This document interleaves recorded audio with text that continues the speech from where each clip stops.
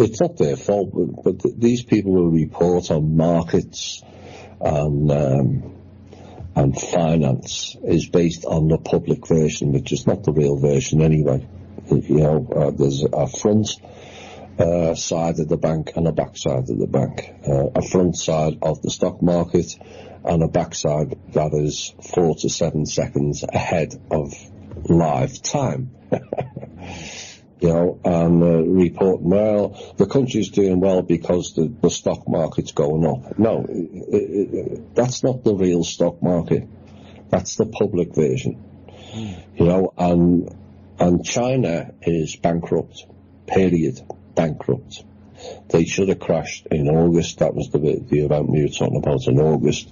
Now, three banks have gone, a fourth is on its way, and 500 more are struggling to survive. Well, once they go down, then it's going to have a knock-on effect, and the rest will follow globally.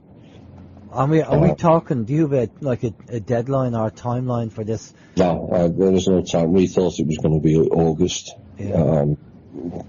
Times and dates. You got to remember.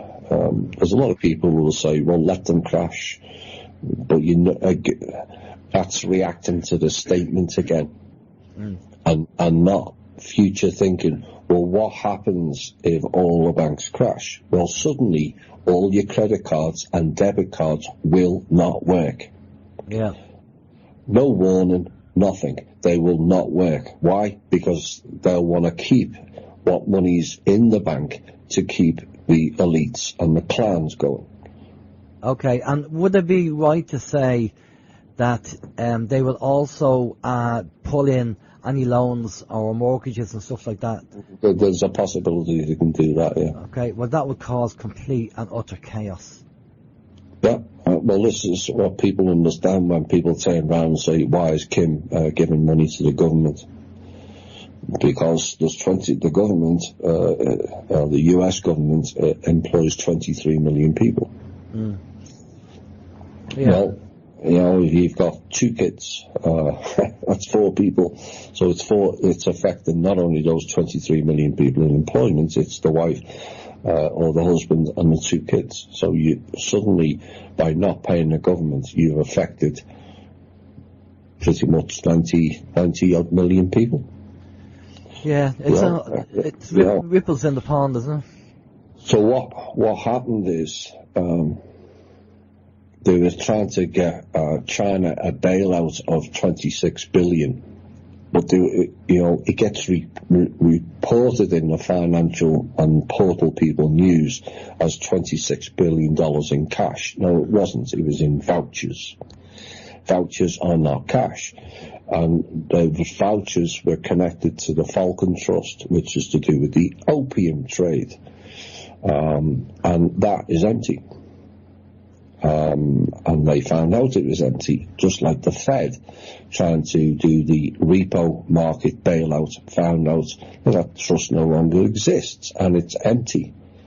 It's been leveraged previously. It's the same as the birth certificates. It's already been leveraged. Every single asset and trust has already been leveraged and leaned to the trust. And so until they pay those liens back, they can't access any funds anymore. And all of them owe trillions. The IMF alone owes 187 trillion to the trust. Wow. Oops. Okay. So that was what that was. And then you got the news people saying the Fed's injecting 500 billion. They haven't got 500 billion. The Fed, the Treasury, and the government accounts, all the Fed banks haven't got 500 billion between them. So where are the magic and 500 billion? They're not. They can't print anything out. They've been stopped for that a long time ago. So it's all illusion again. And react to this, the Fed's doing this and the Fed's doing that. Well, the Fed's doing nothing. Because they can't. Yeah.